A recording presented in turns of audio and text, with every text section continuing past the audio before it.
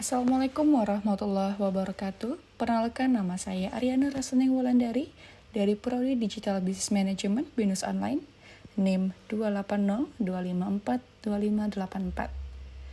Di sini saya akan menjelaskan PowerPoint yang telah saya dan kelompok saya buat yang berjudul Pendidikan Berkualitas dan Tantangan Nasionalisme. Berikut anggota kelompoknya. Ketuanya yaitu ada Ayu Azahra, dan anggota kelompoknya Rega Reynaldo, Aryana Raseneng, Rafika Nurin, Kevin Amandeus, dan Imanda Putri.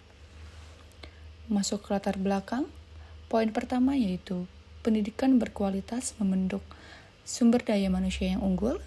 Poin kedua, banyak mahasiswa Indonesia menempuh studi di luar negeri.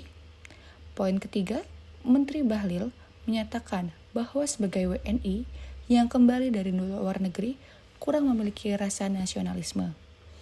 Poin terakhir, perlu kajian atas hubungan pendidikan global dan nasionalisme.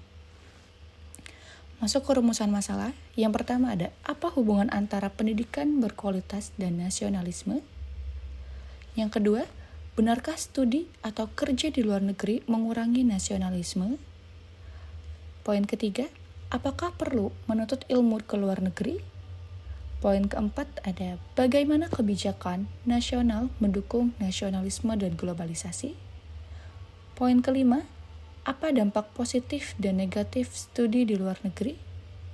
Dan poin keenam atau terakhir, apakah ini mendukung visi Indonesia Emas? Berikutnya, masuk ke tujuan penelitian, menganalisis hubungan pendidikan dan nasionalisme. Yang kedua, memberi rekomendasi kebijakan pendidikan nasional. Poin ketiga dan terakhir, mengkaji kekurangan sistem pendidikan Indonesia. Masuk ke manfaat penelitian. Yang pertama yaitu meningkatkan pemahaman akademik tentang nasionalisme dan pendidikan.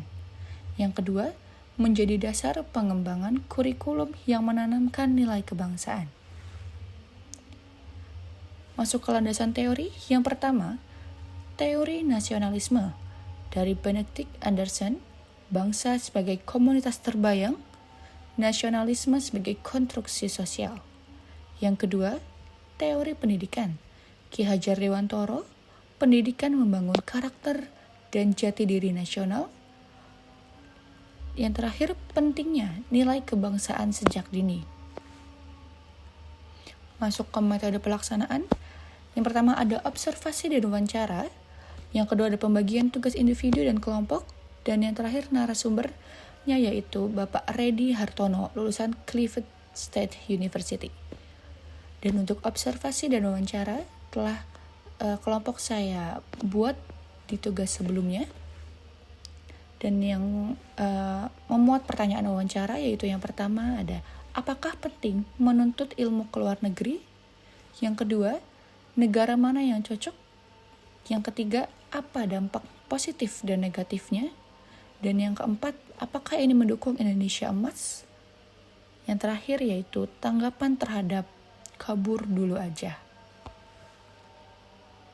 Hasil dari analisis sementara itu sudah kelompok saya sertakan di tugas sebelumnya. Dan di sini masuk ke kesimpulan dan rekomendasi. Kesimpulannya yaitu, studi luar negeri adalah peluang dan tantangan bagi nasionalisme. Dan yang kedua, pendidikan nasional perlu menanamkan karakter kebangsaan yang kuat. Dan yang terakhir, kebijakan pendidikan harus mendukung wawasan global tanpa kehilangan identitas nasional. Masuk ke yang terakhir yaitu referensi. Referensi yang telah kelompok saya buat yaitu Anderson B. 2006, Image Communities. Yang kedua dari artikel Tribun News, Kompasiana. Dan terakhir dari wawancara yang telah kelompok saya buat dari Bapak Redi Hartono.